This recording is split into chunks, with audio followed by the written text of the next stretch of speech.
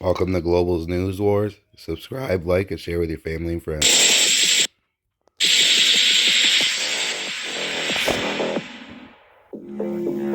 Our government has been in close contact with the Mayor of Ottawa and municipal and provincial officials. So far, the RCMP has mobilized nearly 300 officers to support the Ottawa Police Services and is ready to do more. Rather than face the Canadian people, Justin Trudeau is sicking his police on them. Governments have been hiring globalist players and thugs for years.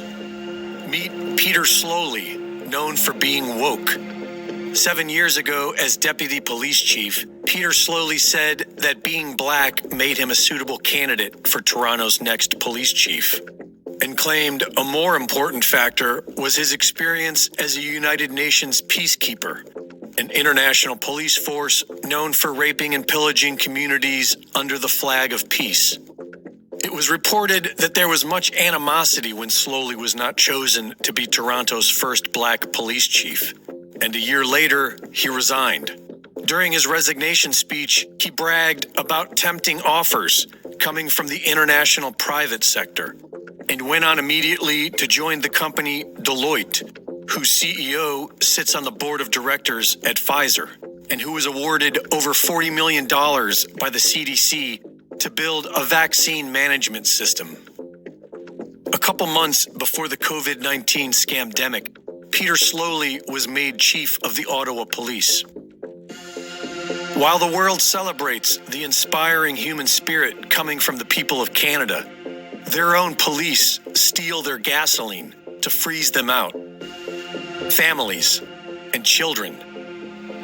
And the foundations of an incoming false flag are now being identified. Meet Peter Downing, a former cop for the RCMP who was given full pay and a clean record after a criminal conviction.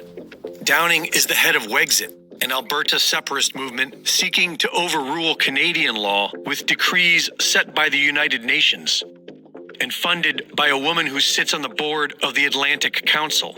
The Atlantic Council founded CrowdStrike, which ties them to Hillary Clinton. They are funded by George Soros and the Ukraine's Burisma. They are considered a threat to constitutional order by the Russian government, and they fund Peter Downing's Wexit. Wexit has made itself a part of the Ottawa protests, and their connections to George Soros and the RCMP should be cause for alarm.